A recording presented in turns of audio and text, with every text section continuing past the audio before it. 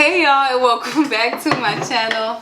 I'm MonayMcDaniel. If you are a new subscriber or if you are new, welcome onto the channel where we talk about all things family, faith, motherhood, freedom, overcoming, and just everyday lifestyle vlogs. If you are a returning subscriber, welcome back.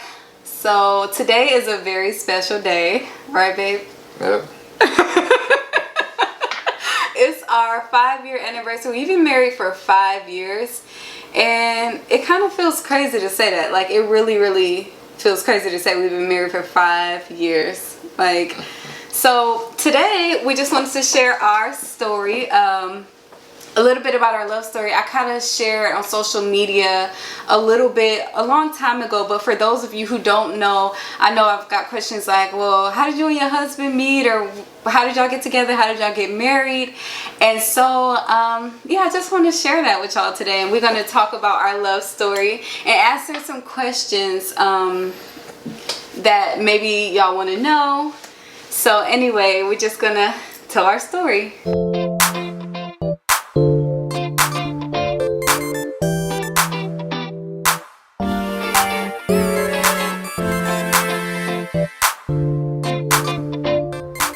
Do you want to go first, babe?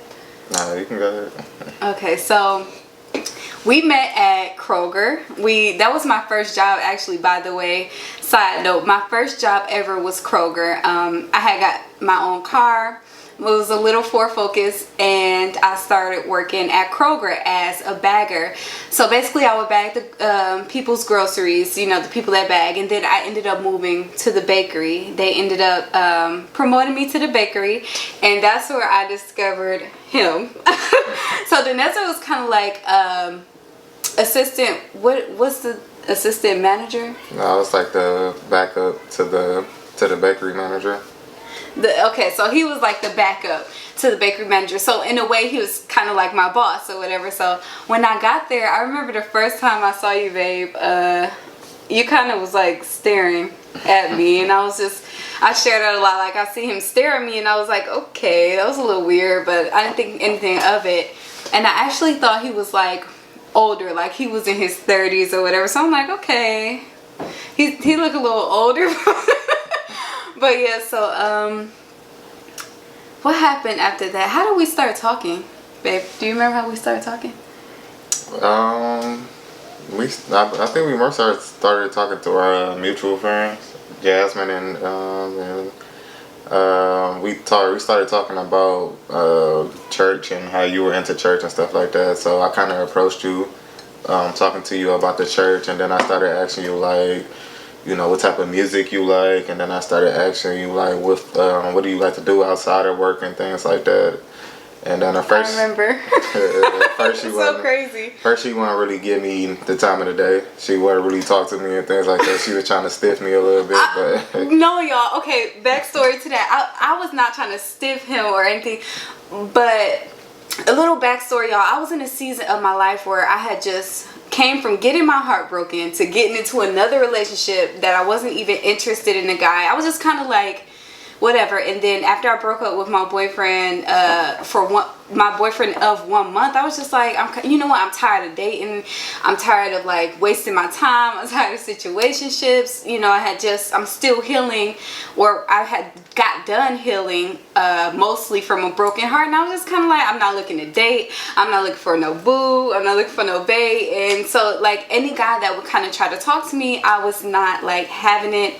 I also was on a fast, y'all. I was fasting, so I felt like I didn't have time or want to talk to anybody. So he felt like I was just kind of like being mean or cold-shouldered, but really, y'all, I was in a period of like focusing on God and fasting. But I share this too. I think I still have a list. I wrote out a list during this fast of things that I wanted to see God do in my life, and on that list was for God to show me my husband. Now, y'all, when I wrote this on the list, I didn't think God would do it right away. I was just kind of like, let me throw that on the list. You know, let me see. I thought God would do it like maybe in 5 years or 10 years, but I ended up meeting Danessa a couple months after I put that on the list. But that's a little backstory to that on why he swear I was so mean. I was not mean. I was just fasting and kind of like healing and consecrating and all that good stuff. But Yeah. so I think I finally ended up. I gave you my number, right? Not right off the rip. I think. I guess I was a little bit mean. Yeah. I didn't, babe. No, not. I could have sworn like when you asked. It took a minute. Like I asked you at first, and then you said no at first, and then obviously as we started talking more at work and inside the bakery, I guess you got a little bit more comfortable with me to give me the number. But even after you gave me the number, like I would call you and stuff like that. You wouldn't answer if I text you. You wouldn't I remember answer. it. I remember that. Like. So. I remember that, like, and it wasn't like I was trying to play games, because I know some people will like try to play these cat and mouse games, like, let me text him now, then let me not respond. You know how they trying to like keep it going and keep a little mystery. That was not me. I was just kind of like, I'm not really interested. I'll hold a conversation and be kind of like casual, but I wasn't trying to show too much interest. So I would kind of like ignore his text sometimes, but it wasn't just to be mean or nothing like that. And then. So what happened when I finally, I think our friend Jazz, hey Jazz, if you're watching this, what's up girl? She the reason why we, like he said, we together through her. She introduced us and everything. But the reason why I finally gave Denezra a chance was because I think she was saying, we was texting one day and she was saying, oh, Denezra is growing in his walk with God, and he goes to church too, and you know he's trying to grow just like you are. And I'm like, oh, okay, I'll give him a chance, because you know I knew that my husband would be another believer. I wanted him to have the same faith. I wanted him to be growing and actually having a relationship with God. So I kind of what did I say? How did we end up on a date? Our first date. I had pretty much gave up on us like talking or whatever, because it was just like I just felt like it wasn't going nowhere, and you know I wasn't really dating like that either. Like I was really just focusing on my career and just trying to get myself together as a young man.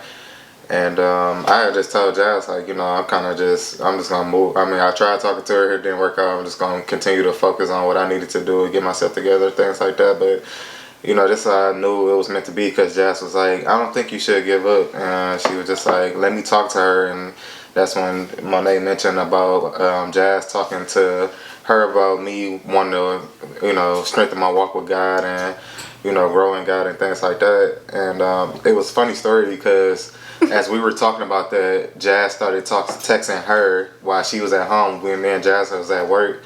And she started texting her like, you know, he's really trying to grow in God. He goes to church as well. My dad's a pastor, so I grew up in the church. And she was like, yeah, he knows all about God and things like that. And she's texting her like while we in the bakery, and I'm standing right there, but she doesn't know I'm standing right there. Yeah, they was trying to set me up, y'all. So I'm at home. I'm like, why is she talking? Why is she even talking about Denezra? First of all, I'm like, why is she mentioning? And I had a feeling that he had talked to her. I didn't know that they was like together, like. They was plotting on me, y'all. He was plotting to get me. That's how bad he wanted me. Like I said, I had completely just like given up. Like I was kind of like, you know, it just, you know, I tried. I felt like you was a really nice girl, and I was like, I tried, but it didn't really work out. But like I said, I knew that our relationship was meant to be, because Jazz was really fighting so hard for us to start talking. So after we were in the bakery and Jazz was texting her and I was standing right there, I guess your church, Merciful Ministries at the time, was having a revival, and then you invited me to that revival, and I came out or whatever, and it was prophetic night. Yeah, it was prophetic night at our church. Yeah. And then I remember we had a really good time at the service or whatever, and then we went to Fridays in Southfield, right? Yeah, we went to Fridays in Southfield. TGI, yeah. And that's kind of how we started off from there. And then from there, we literally just we had such a great night. We had great conversations that night. Like we found That's out. not. Hold on. Back up. That's not how I remember you describing that night. Oh. No. He said I was mean. I was trying to act stuck up. I was trying to act close. Oh yeah, I forgot about that part. We're talking about a great night. We did have a good night, y'all. We did have a good night. She was a little like trying to play like kind of like not hard to get, but she was trying to. She was giving me that impression like I was gonna have to work. But y'all, it was not on purpose. I was not trying to play hard. but I did feel like, let me see what he about before I just kind of like open myself up, because I had been hurt and like I was healing and fasting and everything. I wanted to make sure that I'm not wasting my time. I wanted to make sure like you was actually supposed to be there with me. And so he said I had this hard persona, whatever, on our first date, whatever. Anyway, we still had a we still had a good night, y'all. Yeah, we did. Yeah, we did. I'm trying to remember what happened after that night. Well, after that night, I mean, we sat there and talked at the dinner table at Fridays for a while, and we kind of got to know each other a little bit. But we had a great summer. That was in the summertime of 2015. That was like in June or July. That was June. It was, our first date was in, I thought it was April, babe. It was in April, but we after that date, we kind of got a feel that we wanted to start talking to each other. But as June came around, we really started going on more and more dates. Yeah. So after that first date, what made me like come back, what made me like, I think I want to actually give it a shot and keep dating him, was that, for one, the thing that stood out to me the most was that he was a gentleman. Y'all, he was a gentleman. Like, you still are a gentleman, but it was like nothing I had experienced. Like, I've experienced, you know, like, maybe not ever. Young men in this generation, y'all know what I'm talking about. They don't want to open the car door, or they forget to, or they maybe just have never been taught that. But he opened the car door, he opened the restaurant door, he pulled my seat out, y'all. He obviously, you know, he paid for the dinner, but the way he treated me with such respect, I was feeling like a queen that night. I didn't say nothing, but I felt respected. I felt cherished. I felt like he wanted me to know that I respect you and I'm going to treat you how, you know, a woman should be treated. And so I was like, okay, I'm going to give this a shot. I like the fact that he's a gentleman, and then, like he said, he was trying to grow in God. Yeah. So that's what kind of attracted me to him, was like I was saying, he was like a gentleman. And he was very nice and cool and laid back. I don't like somebody that's too in your face. He was very cool, laid back, but he was still a gentleman. He made his presence known. So, babe, what attracted you to me? Like, what made you want to start talking to me? Because I know, like, we always talk about this, like you were saying, he was picky, y'all. He was not dating.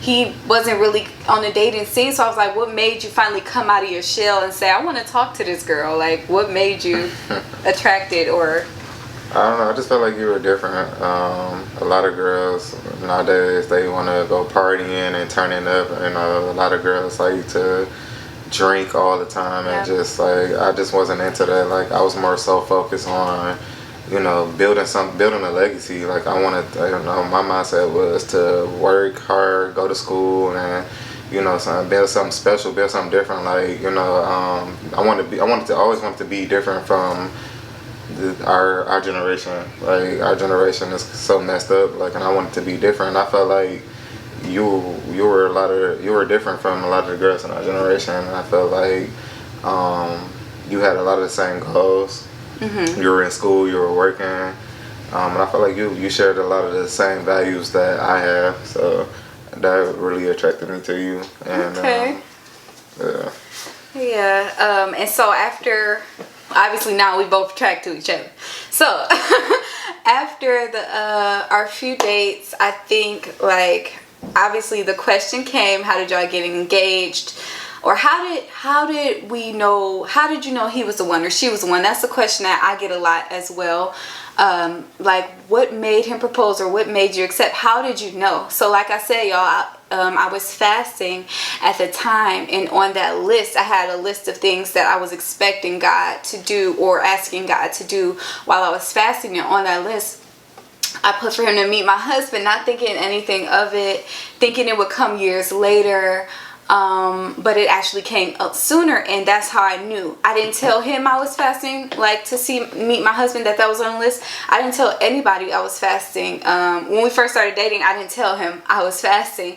And so I think, I can't remember, I just remember the Holy Spirit, like, kind of like, this is the one. I felt it in my spirit, and I knew he was the one because I felt safe with him. I felt protected.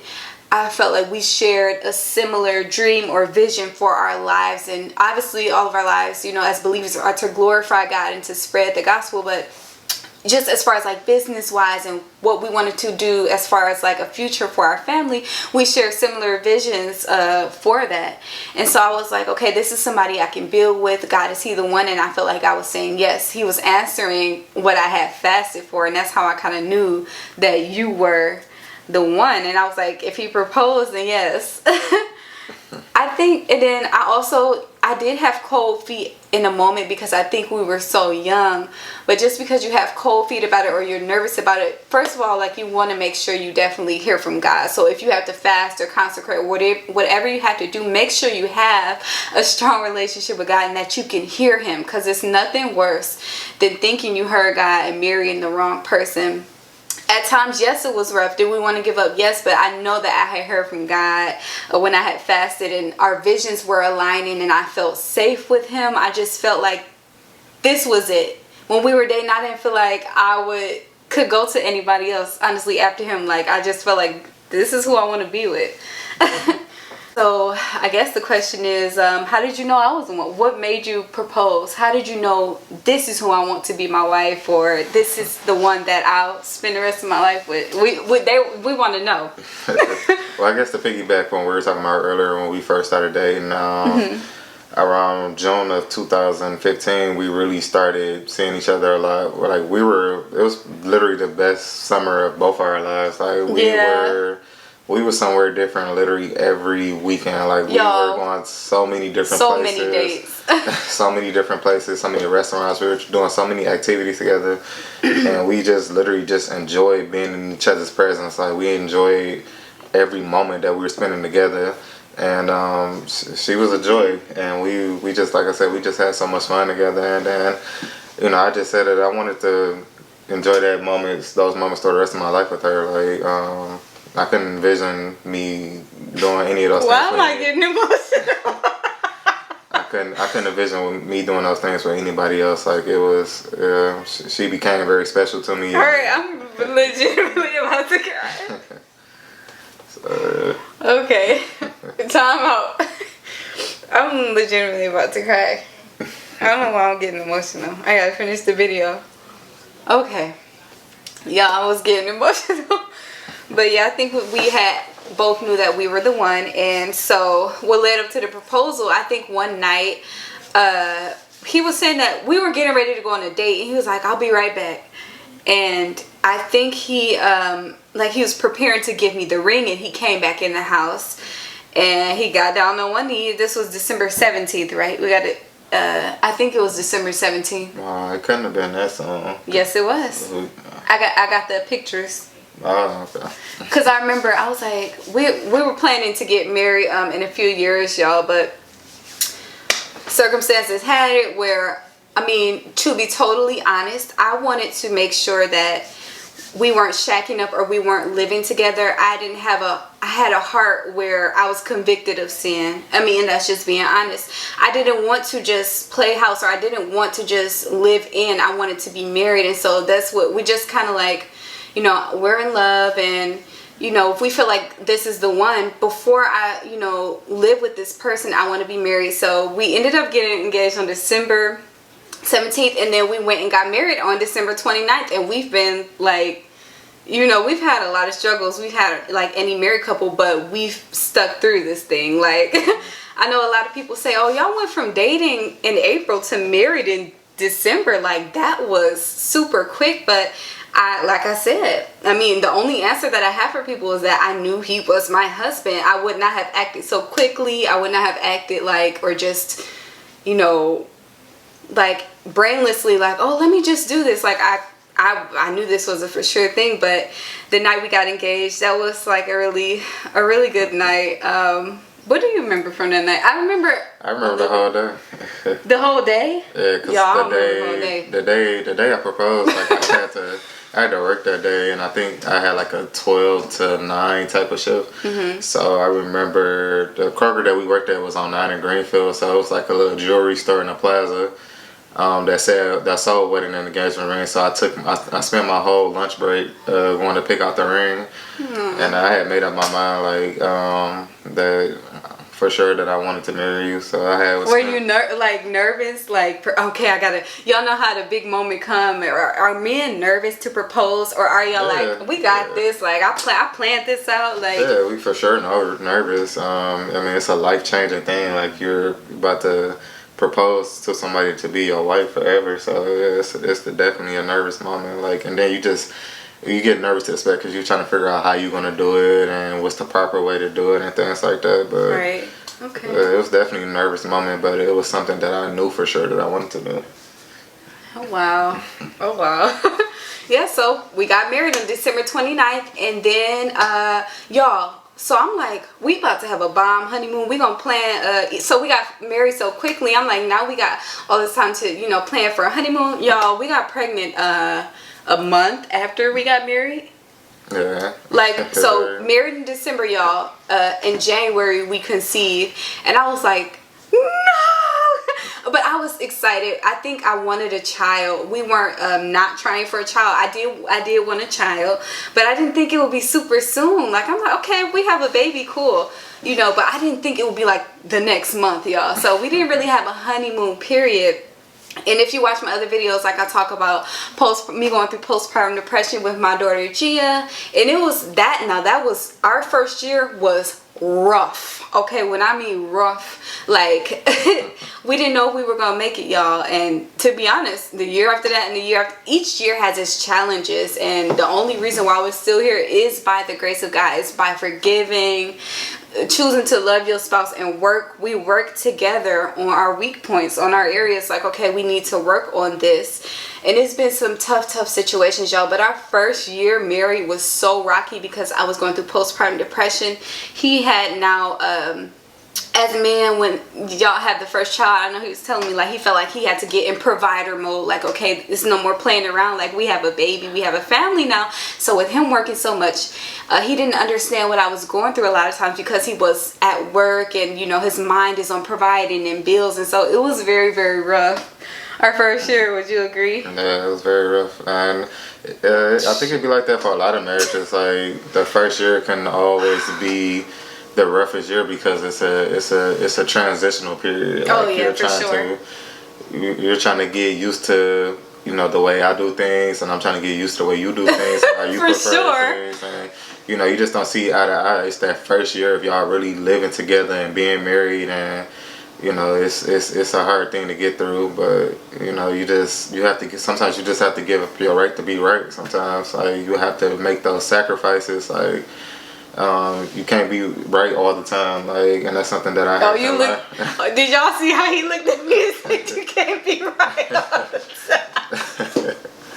He's trying to send a subliminal message. I'm sorry, go ahead. Forgiveness too is another of the biggest things, because obviously if we're two different people, we come from two different households, so we're seeing things two totally different ways, so that can cause arguments here and there. But the biggest thing for me is that we learn forgiveness. Like, we didn't hold grudges. Like, we'll have like a disagreement, we'll shout at each other, but 10 minutes later we're back talking to each other again. So learning how to forgive and kind of move past, and being able to talk certain things out and get on the same page and continue to move forward, that's something that we learn as we go on through the years. But that first year we didn't really know that much about those things. Like, we weren't as forgiving, we weren't as trying to see eye to eye more. We had to learn that. Definitely, I do think that forgiveness is a huge part in tough times. I would say if you are having a hard time in the beginning of your marriage, you need to talk and you need to communicate. I think you don't need to bottle it up. And that's what actually helped us. Was at first, a lot of times, I don't know if this is like a man thing or what, but I hear a lot of women say that men kind of shut down. And when things were wrong, I wouldn't know, or he wouldn't talk about it. And so that created even more friction. It creates misunderstandings, because if I don't know what's wrong, I don't know how to fix it. And that was like literally, wasn't that one of my favorite lines? Like, if I don't know what's wrong, I can't help you, I can't fix it. So definitely communication, even if it's rough to talk about, even if it's a hard kind of touchy subject to talk about with your spouse, seek the Lord and ask him, okay, God, how do I address this with them? This is kind of hard to talk about with them, but it definitely needs to be had. If you're having a rough time in marriage, you need to sit down and talk about those issues. Going to counseling definitely helps. Sitting up under somebody, maybe like an older seasoned married couple. We've had counseling before with our pastors, and it definitely helped us to see things in a different light or a different perspective, or to have a mediator. So counseling, communication, and like you said, forgiveness definitely helped us as a hard time in marriage. So yeah, it's been 5 years, y'all, and God willing, hopefully we're claiming, we're speaking it. Ain't no divorces over here. Periods. Period. Right, babe? Say period. Period. Period. But no, I think we're getting to the point where now it's like, okay, even if we be like, you get on my nerves, or just go over there, or I'll go over here, like, I think we're getting to the point now where we're kind of like, you know, we have created this legacy. We have 2 beautiful children now. Our daughter Gia is 4 years old, and our son DJ Dinesser Jr., we call him Manga, he is 2 years old, and we're started a family. We created this legacy. We're so wrapped up in each other now, where it's like, okay, we don't have any choice. There's no divorce over here. And I've come against that generational curse of divorce, because it can be a generational curse. So we just kind of like, now we have God at the center of our marriage. So we just kind of want to share our love story with you guys, and you know, how we met and everything. And I think we honestly balance each other out, and that's a big part of our love story. That was kind of like a huge factor for us, because we were so different, but it worked. Yeah, I'm definitely more like the laid back, kind of like chill. She's more like outspoken and kind of like, I want to say out there a little bit. Out there? What? I'm not out there, but I agree. He's kind of like the ice. It's like ice and fire. He's cool, laid back, and I'm kind of like, sometimes I could be laid back too, but I'm kind of like, let's address this. Let's talk about our emotions. I'm the fire to like, let's get excited. And he kind of like, okay, chill out. But that was a huge factor for us too, learning how to balance those differences. And we are like polar opposites, but also keeping God first. And you know, some of the things we just share with y'all that actually helped us to make it to 5 years today. That's so crazy. But that's our love story, y'all, and we'll be making more videos, marriage related videos, married couple topics, and just different topics related to marriage. And also, if you haven't subscribed and you want to see more videos like this, check out the ones on my channel, and make sure you subscribe, y'all. Hit the bell button too, notification bell. That way you'll be notified every single time that I post. You'll be notified every single time, and you won't miss an upload. I love y'all. Until next week, I'll see y'all. Bye.